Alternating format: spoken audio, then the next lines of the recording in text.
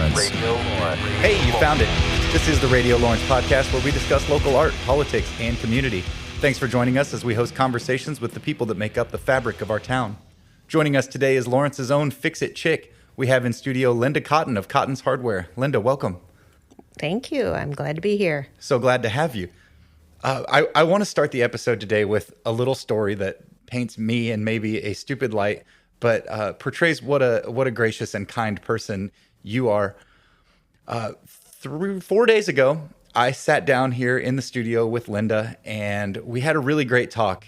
For about 45 minutes, we sat and chatted about all things Cottin's Hardware, and I got up to stop the interview, the recording process, and found that I had not recorded a single second of that. And Linda was so gracious, and I don't know if she wants me to tell a story that she told me, but she said, that's okay. One time I shot my friend's baby shower and didn't have any film in the camera. And so I'm really grateful, Linda, that you would come back and reschedule with me so that I can make sure this actually gets recorded and released. Well, you didn't need to tell that story. I mean, about not recording. And I'm used to making a fool of myself publicly, so it's okay. I wanted everyone to know how kind you are, because that's the important part of the story, not that I'm foolish.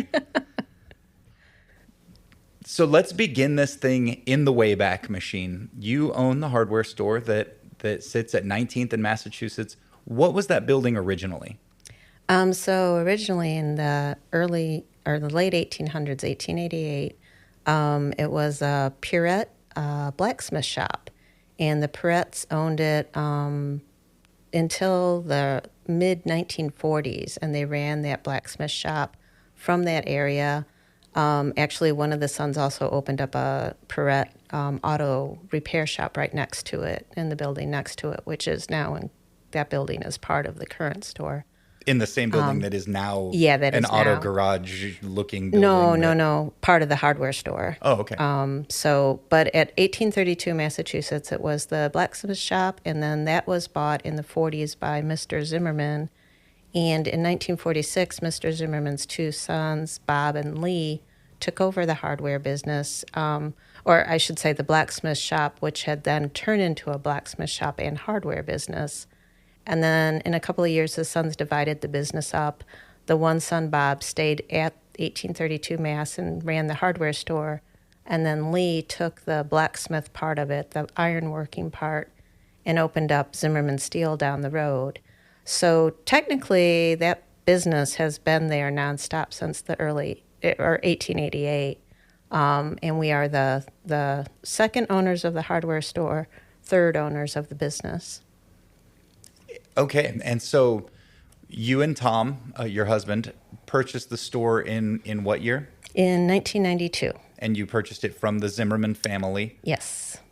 Let's hear the story. You're from Michigan? Yes, Tom and I were both born in Chicago within 6 months of each other. And our fathers both bought hardware stores in a small town in Michigan of 10,000 people within 6 months of each other. And we went through 8th grade through high school together, and we got together our senior year. And one thing led to another. We had a bunch of kids and decided that we needed to have him move on from his family hardware store he was working at with his 3 brothers and sister, and that we needed to purchase our own business. It's time for you to get your own hardware store. Yeah. We figured with 4 kids and all the other family members that one hardware store probably wasn't enough to supply enough funds for all of the children that were being developed. So we looked into other businesses. We kind of looked into getting a restaurant or a bar or something, and eventually decided that we knew hardware. It would be silly not to just stay with hardware. So we went ahead and started looking for a hardware store, and I can go on. By all means. So you two are out looking. It's interesting to me to imagine 2 people searching the nation for hardware stores. What were your prospects? Where were you looking besides Lawrence? Well, we weren't looking in Lawrence at all. We were trying to find a store closer to where we lived in Michigan. We thought that would, seemed right. And then our house sold, and we decided we needed to. No, I got to tell you that. So this town, no house has ever sold, and we just one night said, you know what, forget it. Our house has been on the market for a year, but we haven't had a sign in the yard for various reasons. And we called the realtor and we said, forget it, just put the sign in the yard. And so he came out Sunday morning, stuck the sign in the yard, or Sunday evening, stuck the sign in the yard. Monday morning, he got a call from somebody that was driving by when he stuck the sign in the yard, and they bought the house for cash on Friday. So things changed rapidly. Yeah, it was pretty fast. So then we were like, oh, well, we need to, do something here. So we had been looking at a hardware store in Wadena, Minnesota, and we were going to call at 10 o'clock that night to say, hey, okay, we'll buy that one. And we got a call right before we were going to call, and it was our guy we were working with, and he said, hey, that store in Wadena just sold 30 minutes ago.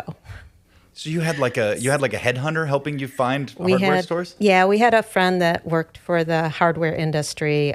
He'd been a friend of the family for many years, and as luck would have it, that friend was born and raised in Lawrence, Kansas, and his mother still lived here, and he told us that the store in Lawrence was about to be closed down, and he was pretty sure it would fit all our needs, and highly recommended that we fly to Lawrence, Kansas and look at the store. And we had kind of brushed it off until, our house sold and the other hardware store sold, and we're like, okay, forget it. We're going to Lawrence. So we jumped on a plane. We were the last flight to leave Midway Airport from Chicago before they shut it down because there was a blizzard. We landed in Kansas City. It was 70 and sunny, and this was the first week of March, or the second week. And we, that was pretty much it. You don't get those in Michigan or Chicago. We'd never seen sun in March before.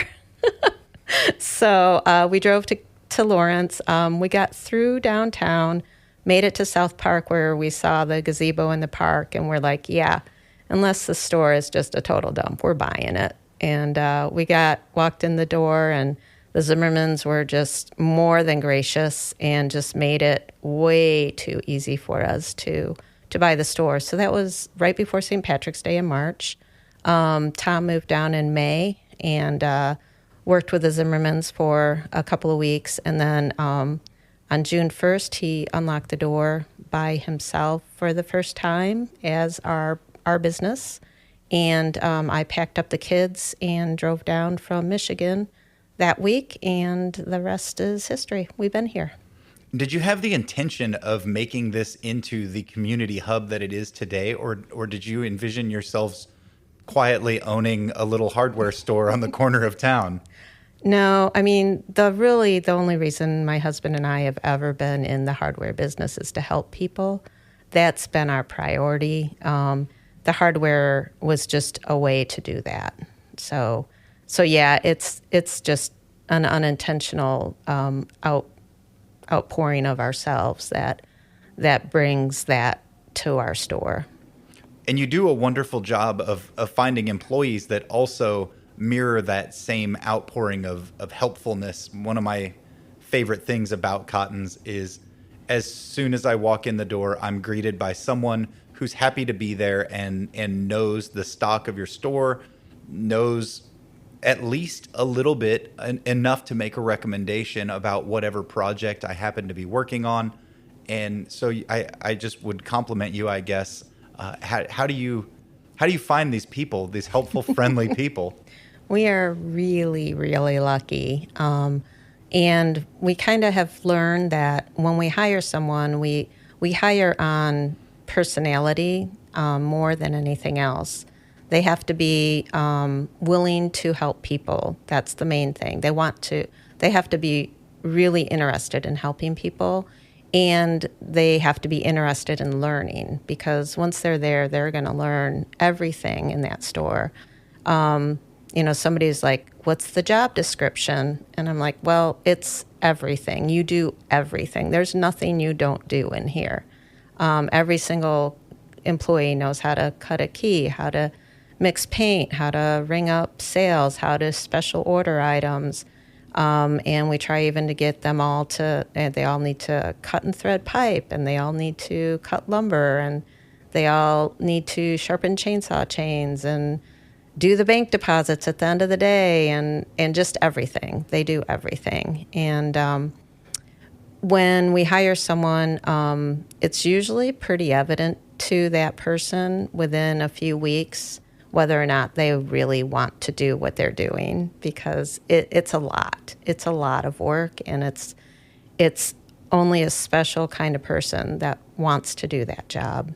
And we've just been super lucky in finding those people. It seems like you've got a pretty high retention rate. I don't notice the staff turning over from time to time. It's always a familiar face, and I appreciate that too.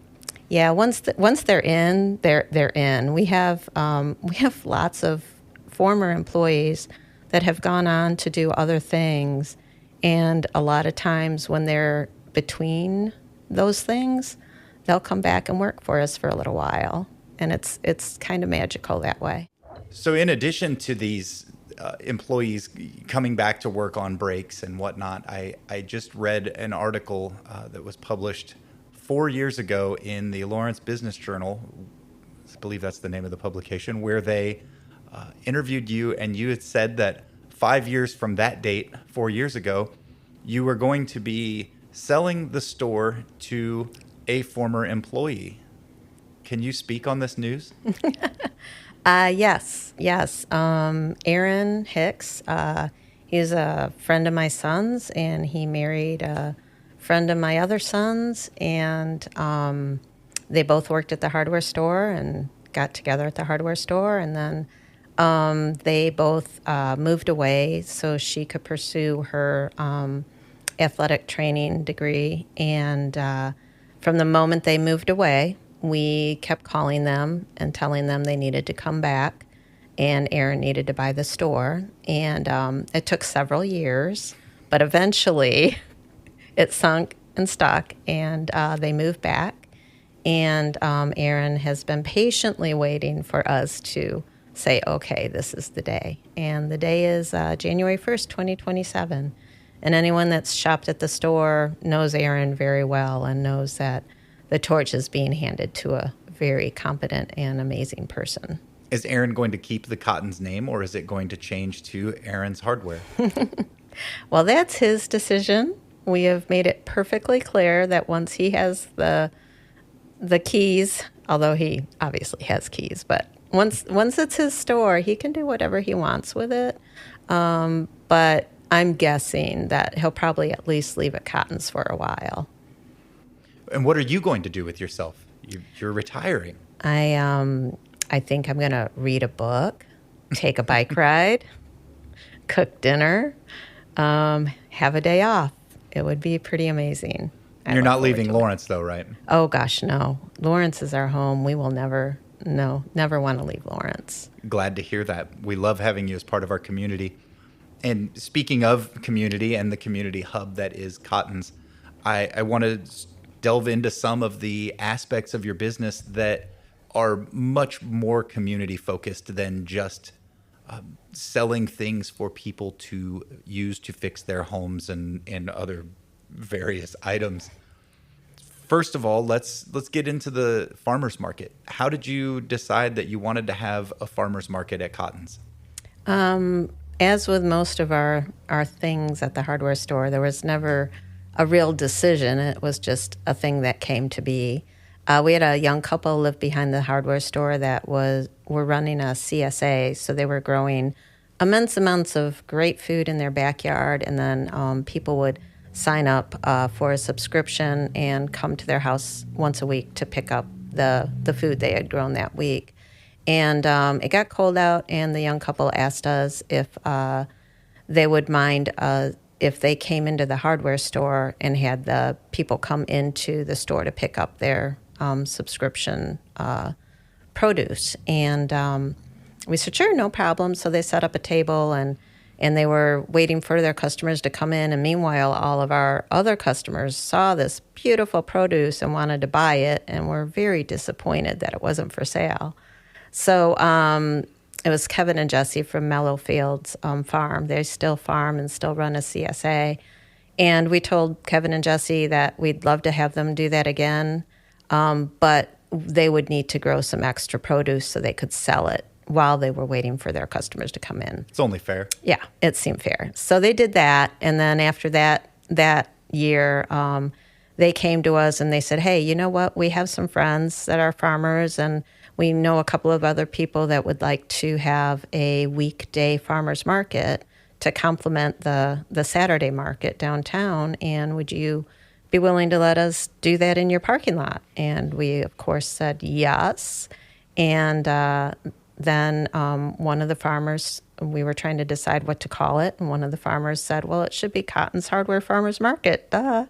So that's what we called it. And then Steve Brott from Free State Brewing said, hey, would you like us to serve beer at your market? And we said, yeah, I think that might work. It does make everything better. Yeah. And then a bunch of our customers who were musicians said, we'd be willing to play at your market while the market's going on for free. And so the market was born. Live music, Free State beer, hot food vendor, and lots of great farmers, and it's still going strong today. And that was 2008 that it started. Trying to do quick math here. That's 17 years. Something like that, yeah. You're in the 18th year? Yeah. Wow. That's some serious staying power for a back parking lot impromptu farmers market. It is.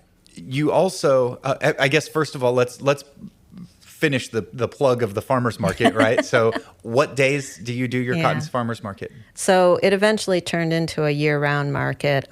We figured out we could make room up in the front of the store during the winter to have a few of the farmers come in. So the market is always on Thursdays. It always starts at 4, and when it's outside, which is usually from, let's say mid-March to mid-October, it runs till 6:30, and then when it's inside, it runs till 6 o'clock. It's a great market. Come see it. So seasonally, you're outdoors, and then year-round there is, or I guess rather out of season, there's the indoor market, but then also year-round you've got produce and things, right? You've got local eggs inside all year long? Yeah, we actually do have a farmer that provides us with eggs, and then we keep it in the cooler. So you can come into the hardware store any day and get fresh, local, organic eggs. And then, in the winter market, we have a farmer that has a hoop house, so he always brings greens, spinach, kale, arugula, things like that. And then we have a lot of meat producers. We have, pork, chicken, and beef and lamb all at the market, and all locally grown. And we then obviously outside, when it's outside, there's lots more to choose from. But everything in anyone's booth, the main thing in the booth needs to be food. So it's the whole market is for the promotion of local food production and consumption. In addition to housing the farmers market, you also, I've seen some children riding bicycles in your parking lot. What are they doing? Every Tuesday night, one of the neighbors behind the store, oddly enough, they might be in Kevin and Jesse's house. I think they are. It's a magical house. Anyway, they asked if they could host a bike night on Tuesday nights. So at 6 o'clock every Tuesday night, basically between daylight savings times. So in the early summer, when it gets nice out, and then it runs until it starts to get too dark early. We do a bike night in the back parking lot. At 6 o'clock, we block off the parking lot, And by 6:30, it's full of little kids riding bikes and skateboards and roller skates around and learning how to ride a bike. So fun. And it really plays into the community hub that you have developed there. And I think that the nature of community involves sharing, right? Sharing your space, sharing a meal. You also have, for many years, shared your knowledge with us through the Fix It Chick blog. Tell us a little bit about how the Fix It Chick came to. How did you become the Fix It Chick? I was approached by the Lawrence Journal World back in, now I forget how long ago it was. Could have been 2008. That seems to ring a bell. But anyway, Busy year. Yeah, it was a busy year. Anyway, they approached me and asked me to write a short article for a little magazine that they were inserting in the newspaper called The Go. And they had a bunch of other people that were writing these little articles. And they said, we'll call it the Fix It Chick. We just want you to tell people how to fix things, and you need to do it in 400 words or less, and it needs to be in a step-by-step format. So I said, okay, I can do that. And so we started doing it, and it was just supposed to be a short-term thing, but they just kept having me do it. And even though the little magazine went away, they started putting my articles in the actual newspaper, and just always made space for me. They paid me a little bit to do it, not a lot, just a little. And it was great. I did it for 10 years until the newspaper no longer had freelance writers on their docket. So this was once a week? Once a week. For 10 years. That's yes. 520 articles that you have written about repairing. Can you Yes. give us some examples? What kind of things have you helped us repair?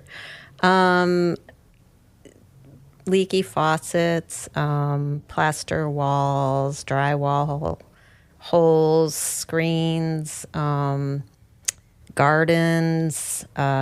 Just anything anybody came into the hardware store and asked help about, I would be thinking, can I write this in an article? And so it's just your standard hardware store questions answered in a short form.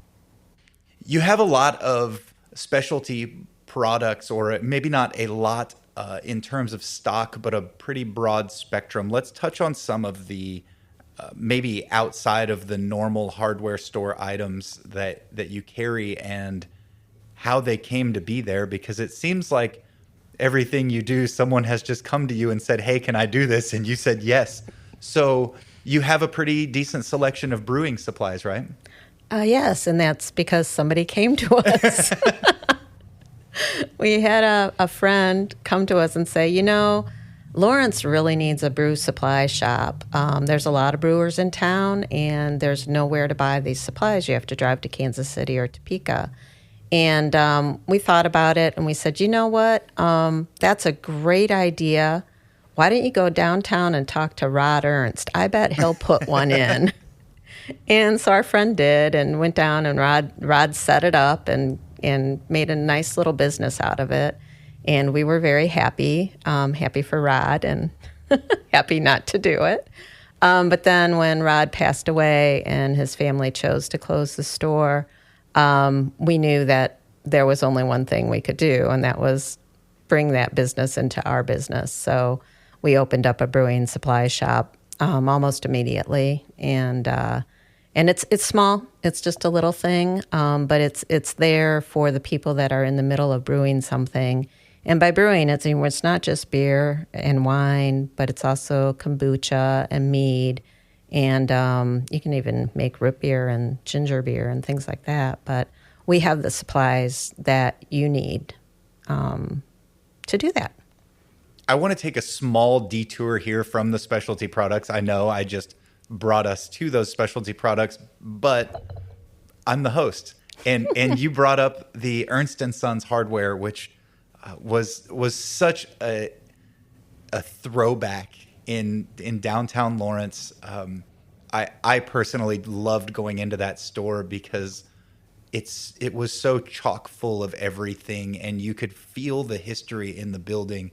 and you could feel the love that Rod put into just being there. He knew exactly where in that what seemed like a mess sometimes. He knew exactly where to find the precise bolt that you were looking for.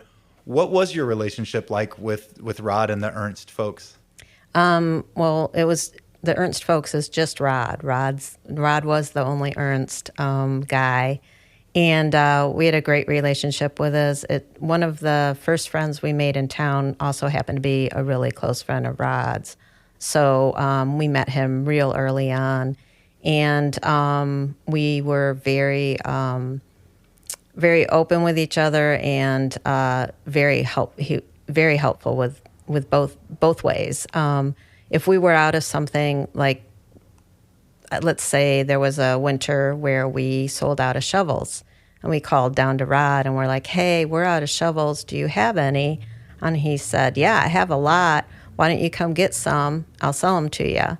And so we came down and he dug a bunch out of his basement and sold them to us. And then another winter, he called us and said, "Hey, I'm out of ice melt. Do you guys have any?" And we're like, "Yeah, we've got plenty. How much do you want? We'll bring it down to you." And we just did things like that quite regularly. One of my favorite memories was we were in there visiting with him, and I was, looking at the amazing stuff in his store, which was always just such a privilege to wander through that store. And upstairs or downstairs and everywhere else, looking in the drawers, and he let us do things like that. And anyway, I looked at something and I was like, "Rod, you have this here, and it's marked $12.99, but we sell it for $19.99." And he looks at me and he's like, "Are you telling the truth?" And I was like, "Yeah." And he picks it up and he erases the price and he writes in $19.99 on it. So I don't know if that qualifies as price fixing, but You may have just admitted to a crime. yes, yeah, I might have just done that, but no, we were never competitors. We were always partners, and it was he was wonderful, and that business was heartbreaking to lose it because it was such a magical place that was so much more than a hardware store. It was a museum. For such a long time. Yeah. How long was that store there? It was the oldest hardware store. Now we are. But I can't remember now when it began, but it was the early 1900s for sure, maybe even sooner than that. I remember reading when Rod passed away and they were clearing out the store that there were like old wagon parts and things from an absolute bygone era stowed down there in the basement. Oh, yeah. Yeah, that's just really neat history. Yeah, he had all kinds of stuff that that other stores could never afford to keep in inventory, but he was third generation, so his grandfather and great grandfather had a lot of inventory that they never actually got rid of when it became outdated, and so there was incredible things in there. Do you ever find anything like that in your building? You've been there now for quite a while, but so I assume all of the mystery has departed. But when you moved in, were there remnants of blacksmith shops and old hardware? There really wasn't too much. I mean, there was old hardware stuff that was not exciting. No there was wagon tongues or wheels? Yeah, nothing too thrilling. There was, we have some old scales. That was probably about the most interesting thing that we had. The cool blacksmith stuff had gone down the road to the Zimmerman steel, so we were just stuck with the 1940s on hardware stuff, so nothing too magical. There were a few things in there that we looked at and we're like, "Oh my gosh, I can't believe they still have this on their shelf. This is so outdated." I mean, there's only, things change, so there's things that you can't really sell later. And but yeah, there was some old stock, but we've worked through all of that for the most part. The one thing that was the most interesting to me was we found a stuck in kind of in a hollow of a wall in the back room was the barrel of a shotgun, and we asked the former owners why that was there. And they It's told a prudent us, question. yeah, and they told us a story about during the 1960s when the riots broke out in Lawrence, they had been selling firearms, and they went in that night when I think it was the night Tiger Dowdell was shot. But they went into the store and disassembled all of their shotguns, all of their guns, and they hid the parts in different places, in different homes. They removed them so that nobody could go and reassemble the guns and use them to cause harm to anybody. And when we bought the hardware store, they actually asked us if it would be okay for us not to sell firearms, and we said, "Oh yeah, that's not a problem. We have no intention of selling firearms." And they had said it was because of that event, and they would just prefer not to ever have firearms sold in that store again. And we agree with them 100%. Oddly enough, though, they were still selling shotgun shells at the time. Why is that? And it turns out we kind of asked them about it. We're like, well, so you're selling ammunition, though. Should we keep selling that? And they said, oh, yes, you're going to want to keep selling the ammunition because William Burroughs comes in to purchase that, and you should keep selling it so he can come in and buy his shotgun shells from you. And we did, and he did. And we continued to sell ammunition until the night William Burroughs passed away, and then we didn't sell anymore after that. So he was a pretty regular in the store then? From what I've seen, he went through a lot of shotgun shells making his splatter art out at the outhouse. Yes, yes. So he was a regular... He was a regular, but it wasn't always him coming in. A lot of times he sent other people in to get his things. But yes, he did shop at the store in the beginning quite frequently. What was he like to deal with when he was there? Yeah, he was actually, if I wouldn't have known who he was, I would have not even noticed that he was anything different. He was just a normal guy coming in to buy some shotgun shells. It's very interesting. You always think of people like him or, the name Hunter Thompson. Just these kind of world-class weirdos. You always think of them as being weirdos, and certainly they were, but I'm sure that there was plenty of time when they were just people being people. Just people. They're just people. So after the little host-induced diversion down the Ernst & Sons rabbit hole, and you've brought us back on track to your store, who asked you to have beekeeping supplies? Okay, that's one that I don't think we got asked. Maybe, but yeah, it was, again, just something we noticed that was becoming more prevalent. There was a lot of backyard beekeepers, and so we got it in, and Aaron's mother-in-law does beekeeping, so he was able to kind of guide us into what we should get in the beekeeping world, and then we took advantage of the Kansas Beekeeping Association in the area and sent. Every year we send employees to the class so that they learn how to do beekeeping also, so they can talk about what people might need or want. Have any of them beekeeping going? Have any of them decided that maybe beekeeping's kind of neat and they want to keep their own bees? Nobody that has worked for us that I know of has gotten their own hives. No.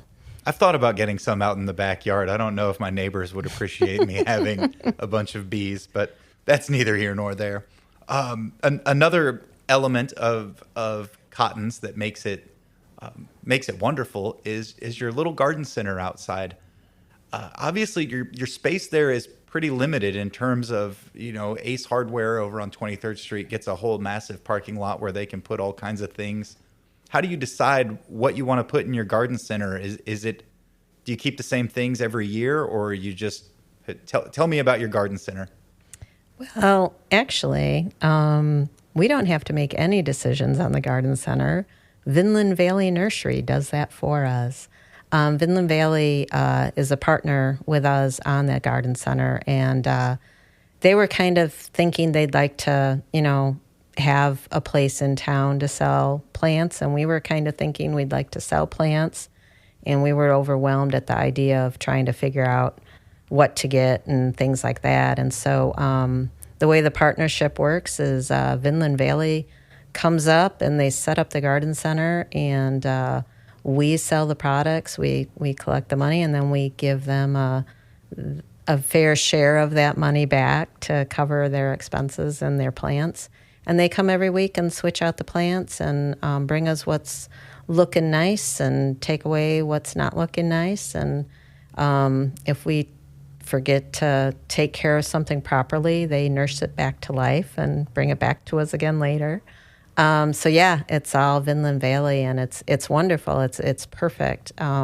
Most stores who have garden centers, they have to order stuff from who knows where, and they don't know what chemicals have been used in it. And with us, we know exactly where it's coming from. We know none of it's had any serious chemicals put in it. We don't have to worry about somebody using things like neonicotinoids on the plants, because we know Vinland Valley is growing them the right way. And it's wonderful to share that. And if we don't have something, we call them and they'll bring it up to us, or we can send our customer down to them. And who deals with the customer service portion of that? I know that you personally are at least knowledgeable about gardening, if not a gardener yourself. I don't want to make that assumption. I've never actually asked you, but you always are able to answer my questions when I come in and I'm like, which one of these seed packets do I want? Does Vinland Valley leave an employee there ever, or are you just sort of running the show in terms of, if I walk in and go, how do I not kill this? Are you all prepared to answer those questions? That is the one part of our business that we don't have in-depth knowledge. We are really good at Googling answers, but more importantly, we have a direct line to Vinland Valley. So when a question comes up that we can't answer or we're unsure of, we just call them immediately. And or if somebody is asking what a plant is and it's not labeled, we'll take a picture and send it to them and say, what is this? And or if somebody brings in something and we can't identify it, we'll, reach out to them and say, hey, this person has this and they want to know what to do with it. And, so they're our resource and they're the knowledge base, and we just are the go-between.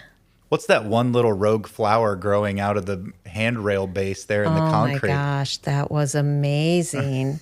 Now I forgot what it was, though. But, yeah, there's a little, when we put in the garden center, we put in a new railing, and the old railing left a hole in the ramp, just a small little, bigger than a 50-cent piece, but not too much bigger than that. And every year something's grown in it. The first year was a dandelion. There's been clover. There's been weeds. One year there was a marigold. But last year, I think it's like a Cleious or something like that. I don't know. It was amazing, though. It was a gorgeous little red flower. Oh, my gosh. It just kept growing and growing and growing. And it was bigger than anything in the garden center, and it just seeded itself. It's an annual, so it's not coming back, unfortunately. But I know when I finally had to cut it down, when it had finally died enough that we had to remove it, I tried to pull it out, and it was so embedded in there. There was no way to pull it. It was obviously a flower of a different breed.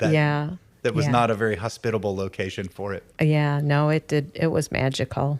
So the summertime comes to a close, and the garden center rolls over into a tree farm. Tell us about where your trees are sourced. I've seen on your Facebook you seem to drag them from a long ways. They're special trees. Yeah, so a friend of ours, actually, it was someone that worked for my husband, Tom, at the hardware store in Sturgis, Michigan. He lived next to the tree farm, and a friend of his had purchased the farm, and the farm had been kind of neglected for a few years. And so he had a ton of trees. He kind of needed to sell right away. And so the friend called us and said, hey, would you be willing to drive up here and buy a truckload of Christmas trees and take them down to Lawrence and sell them? And we're like, sure, why not? We'll try that. We'll try anything. And so we made a big deal about it, and we filmed our trip up there and filmed them harvesting the trees, and we brought them back, and we donated a portion of the trees to the school gardens, and sold out immediately. And so we've been doing that ever since. We drive up there the weekend before Thanksgiving and pick up the trees, bring them back, and the trees are cut the day before we get there, so they're super fresh. They're all grown in this Timberley Tree Farm in Sturgis, Michigan, right down the road from where we used to live. And then if you're lucky enough to pre-order the tree, and you know the secret to do that, we will deliver that tree to you on Friday after Thanksgiving. But that's a secret. Don't tell anyone. What's the secret? How do we order a tree? You call and pre-order it, but we don't tell anyone that anymore. You don't need to, right? No, we don't need to. We have enough trees to deliver that we don't want to share that information too far. So it's kind of like the Red Lion restaurant downtown. It's your seat, get out. It's your tree. Don't tell anyone. You might not get one if you tell too many people. There's something to be said about the best kept secret in town. So the final unique element of Cottin's that I want to discuss is the porch piano, the outdoor piano. Why is it there? Again, someone came to us. Melissa Warren came to us. She had seen in New York, they had done this piano thing where they had all these beautiful painted pianos, artwork painted all over New York, and people were playing them in the middle of the streets and just everywhere. So she wanted to do that in Lawrence, and we were the first one she asked, can I put a piano outside? And we're like, yes, of course. And it's funny, that year, the first year, we first couple of years, we would move the piano in the winter and then move it back out in the summer. But that was a real problem because the piano was too loud in the store, and it was hard to wait on customers when the piano was playing. So we ended up leaving it outside, and it turned out it lasted for years. We're on our third piano now, and I think they're magical. Because they stay out there. They sometimes get out of tune, and we have most of the piano tuners in town will just swing by and tune it for free when that happens. But it doesn't need to be tuned very often. It just stays out there and keeps working and keeps sounding amazing. And there's nothing more magical than hearing a piano wafting across the street in the middle of the night because somebody's there playing. I know I've sat down and banged out a couple of tunes on that thing.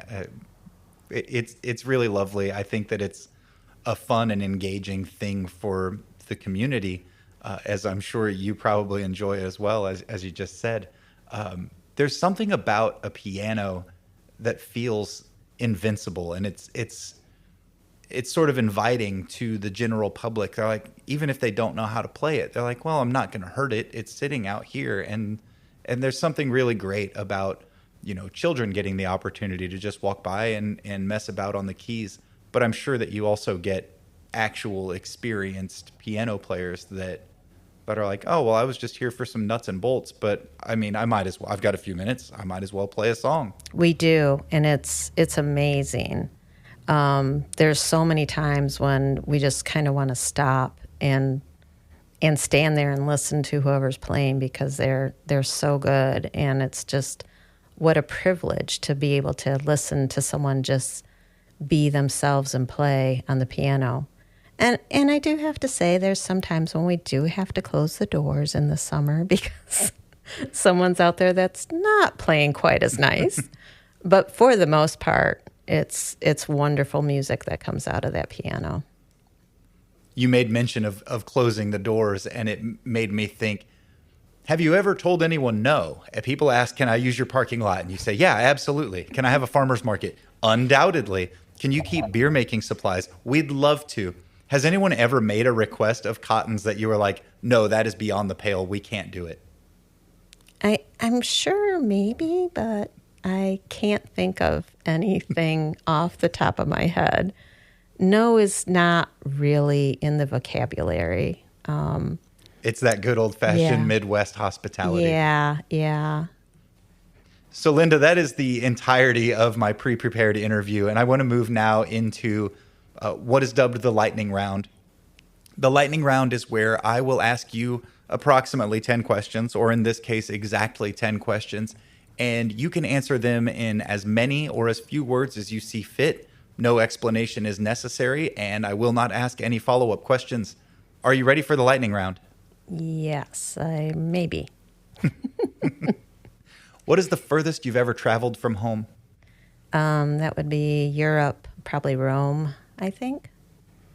Oddly enough, when I was there, I was in high school, junior high, and I was with my family, and I got lost. We were on a tour with a hardware group, and a gentleman had to stay behind while the police tried to find me, and the tour group left, and this gentleman that stayed behind was Bob Beglin, who was the gentleman that told us about the hardware store in Lawrence and moved here with us to open the store with us. Are you superstitious? I would like to say no, but I have to say yes. What is the best soup? The soup at Aladdin Cafe. They're lentils. I think it's a lentil soup. Aladdin Cafe soup.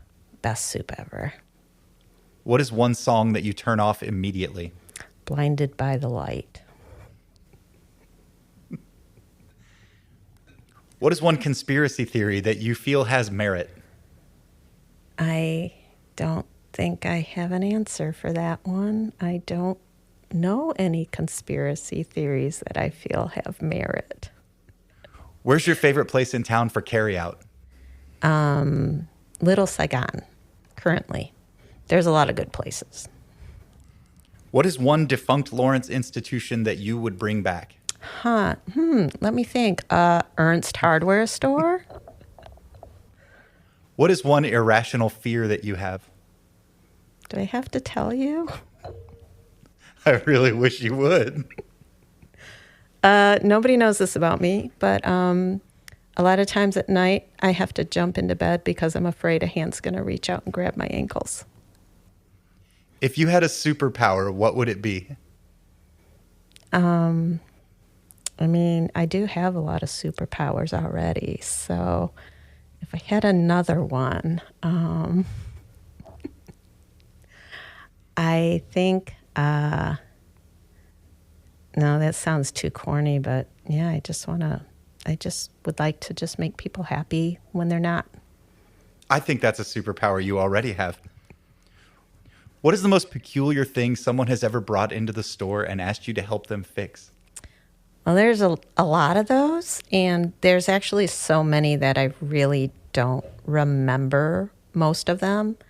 But I do have one good story. Wayne Props used to come into the store when we first bought the store, and Tom and I would rush to be the first to get to him because he always had such great stories, and he was just so magical. He still is. He's still around, so he's still magical. But anyway, he came in one time, and he was desperate, and he needed something to kill termites. But the termite killer had to not do damage to the art piece that had the termites. It turns out Wayne had used an old telephone pole and made a piece of art out of it with kind of from the story of the wheat sticking into the telephone pole during a tornado in Kansas. He had taken a chunk of the telephone pole and created spaghetti coming out of the telephone pole. And he had sold this piece or taken this piece to New York, and it was in a very high-end gallery. And the gallery owner had called him. She had sold the piece for a fair amount of money, and she had discovered that there were termites, and they had crawled down from the piece, through the table, and across the floor in her gallery. And he needed something that would kill the termites but would not harm the spaghetti. And we were able to help him. Brilliant. So that was the final lightning round question. Linda, I want to thank you again for not only being a huge pillar of our community, for all of the personal assistance that you have given to me the thousands of times I've been in your store, but also for coming to sit down with us and have a conversation. From the bottom of my heart, I really appreciate you. I would like for you to send us out. What would you like to say to the people of Lawrence? Well, first off, I'd like to say thank you to you for making these podcasts, because I've already learned so much about other community members, and it's just a delight listening to the podcasts that you have done. And then as far as the community, I of course want to say thank you. You guys are amazing, and thank you for making our lives, my family's lives, and all of our employees' lives so wonderful, and welcoming us so much with open arms. Lawrence will always be our home, thanks to you. You heard it first here. Thanks again, Linda. Thanks, everybody, for listening. Have a great day. Thanks.